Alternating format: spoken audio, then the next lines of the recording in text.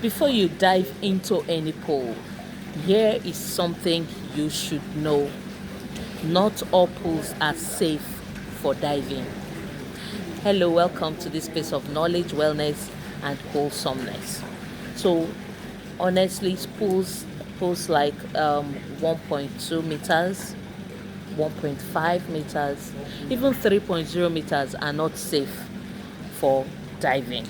So, let me tell you how you know the difference. When you walk into a pool, the first thing you look out for are the depth markings.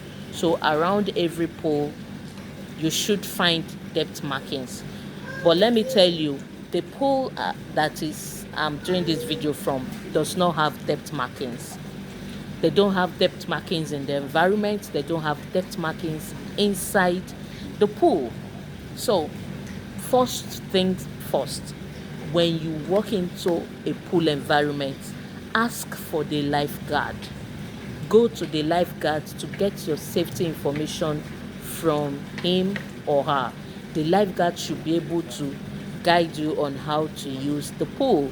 Do not say you are a pro, you've learned how to swim, and then you want to just get into any pool you find and just commence swimming activities. It is a no-no.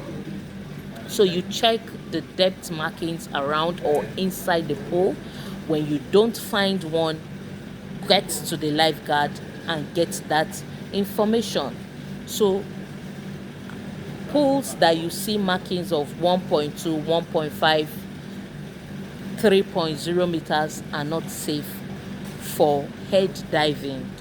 Why? Because when you dive in with your head, you're going to have injuries like head injury, neck injury, or even spine injuries. So you don't want to end up having injuries from swimming. So the second thing you look out for when you get into the pool, you actually see no diving signs. So look out for no diving signs also. Some pools are marked with no diving signs. Where you see no diving, you don't dive. You don't dive. Immediately you see no diving, do not attempt to dive. So that's another thing to look at. Another sign to look at is just make sure that you obey the rules. You pay attention to the pool design. Some pools you see you see a slope. There are even written slope on it. You can see slope written, or you observe the pool design. When you see a slope inside from the design, you will know the difference between the shallow end, which is where you should dive in, which is where you should walk in from, or the deep end, which is safe for diving. So pools like 2.7 meters, which is about like 9 to 10 feet deep, are safe for diving. So when you see pools that are marked, you see 6 feet, 7 or 8 or 10 feet or 12 feet, from that area where you see those markings, that is where you should do head diving from. Then when you see the area, most of those pools are up to like 10 feet, 12 feet deep. So from those ends you can dive in.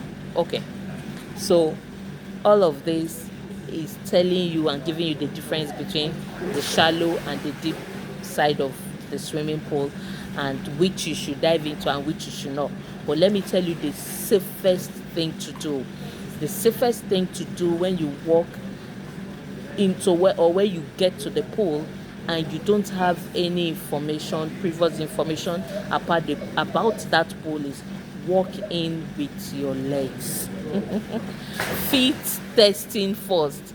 You walk into the pool with your feet. If your feet can touch the depth of the pool, then that pool is that area where your feet can touch the depth of the pool is actually the shallow end.